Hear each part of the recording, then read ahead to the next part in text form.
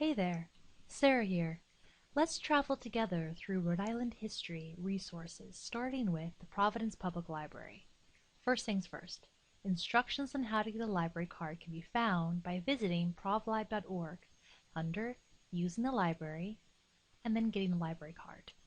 Your JUID plus proof of address will get you in the door. Let's get started.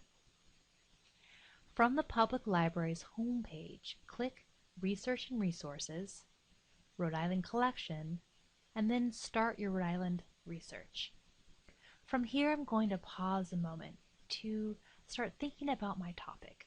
I'm really intrigued by theaters, but I'm not quite sure which theater I'm interested in, or, more importantly, which theaters have left an historical trail of crumbs that I can actually find relevant research material.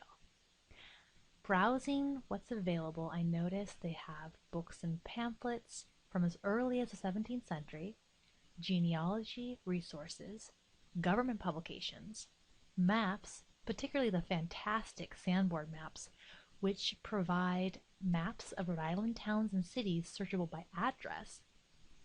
I noticed they have a variety of newspapers, including a complete run of the Providence Journal on microfilm from 1829 to the present.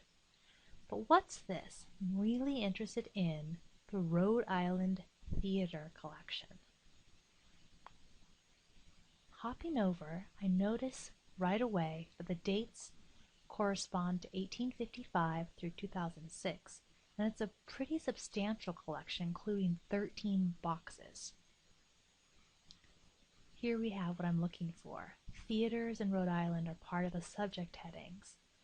There's a pretty substantial historical note, including the first dramatic performance in Newport in 1761, the fact that Providence became the center for performances, including plays, musicals, vaudeville, burlesque, and jackpot, individual names of a variety of different kinds of theater, including Trinity.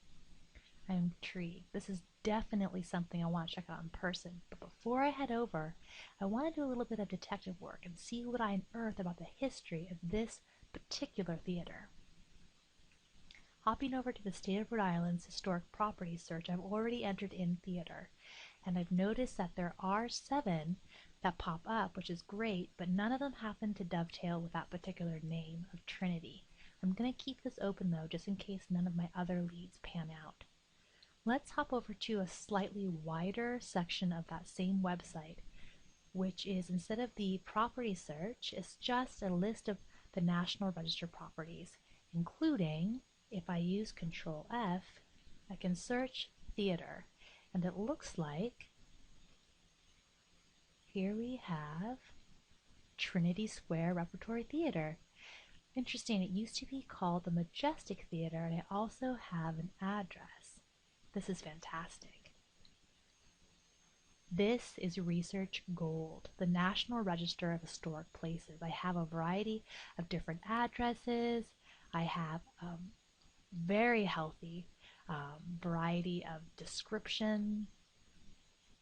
Let's see what else. What made this really interesting historically, though? This is fantastic. It looks like the Majestic Theater might have been really significant because it provided those who resided in classes which may not necessarily have had access to such luxurious movie palaces, such as clerks or shop girls or the housewife. And it looks like there was tie-ins to vaudeville. This is amazing. I want to see what else is available.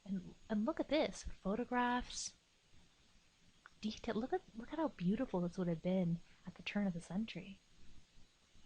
Oh, this is just delightful. And there you have it, the Majestic. There's one last bit of information that I really want to pursue, and that is the absolutely delightful Providence Preservation Society Library of House Histories. Now, I've already taken the liberty of searching this particular address and sadly didn't come up.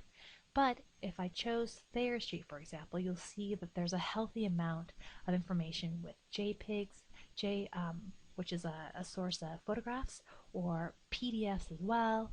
And this offers a wealth of information for those who are pursuing alternate house histories. Thank you so much for joining me today. Please don't hesitate to reach out for an individual research appointment, and best of luck on this juicy topic.